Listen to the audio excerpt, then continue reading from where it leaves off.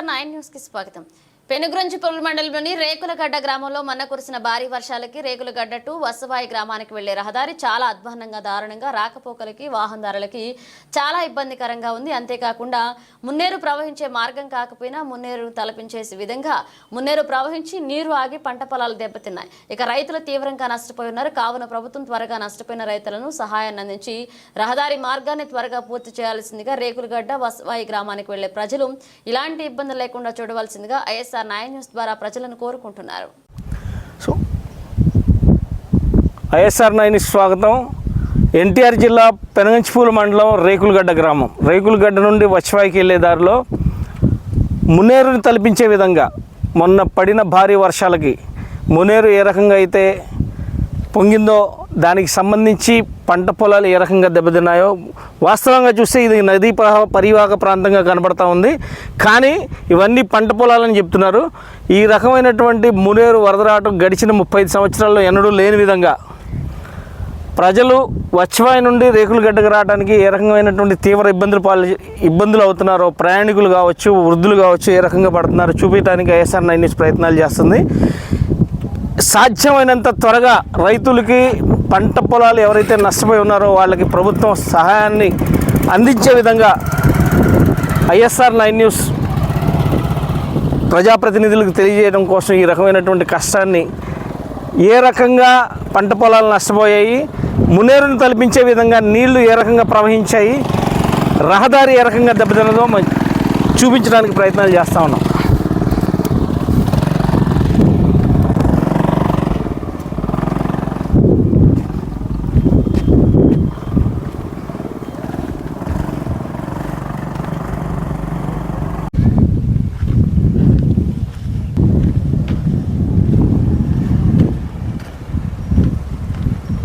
Current స్తంభాలన్నీ పడిపోయాయి.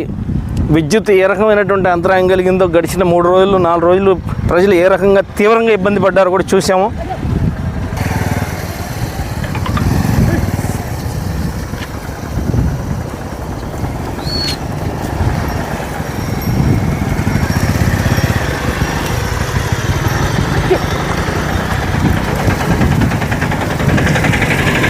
వాహనదారులు ఏ రకంగా ఇబ్బంది పడుతున్నారో చూస్తున్నాము.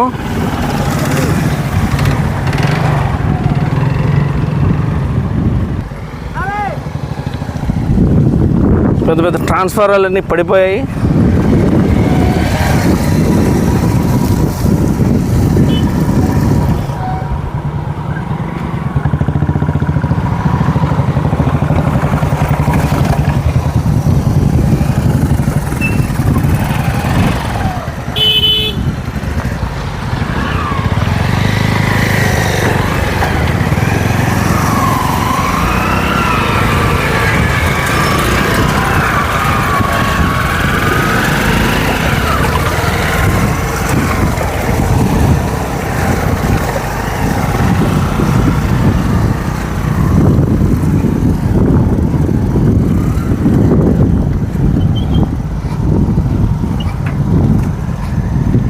అలా రావాల్సింది అక్కడ గడ్డిపడి మొత్తం ఇసుక పెట్టిపోయి ఎన్ని పొలాలు వరి పొలాలు ఇవన్నీ. సో చూసారా, మున్నేరు ప్రవాహానికి గండిపడి వేరే దారిలో ప్రవహించే మున్నేరు ఈ రకంగా వచ్చి గండ్లు పడేసేసి పొలాలన్నీ, మాగాడి పొలాలన్నీ ఏ రకంగా దెబ్బతిన్నాయి, రైతులు ఏ రకంగా నష్టపోయి ఉన్నారు. రాబోయే రోజుల్లో ప్రభుత్వం వీళ్ళకి ఏ రకంగా సహాయం చేస్తుందనేది వేచి చూడాల్సిన సమయం. ఎందుకంటే ఎక్కడ చూసినా వర్షాలు, వరదలు. సో దీనికి సంబంధించి ISR9 న్యూస్ అప్డేట్స్ మీకు అన్ని విధాలు అందిస్తూ ఉంది. అసలు వాహనదారులు చూస్తే చాలా ఇబ్బందికరంగా ఈ రహదారిని త్వరగా, రేకులగడ్డ టు వచవాయి రహదారిని త్వరగా బాగు చేసి ప్రయాణికులకి ఏ రకమైనటువంటి ఇబ్బంది లేకుండా చేస్తారని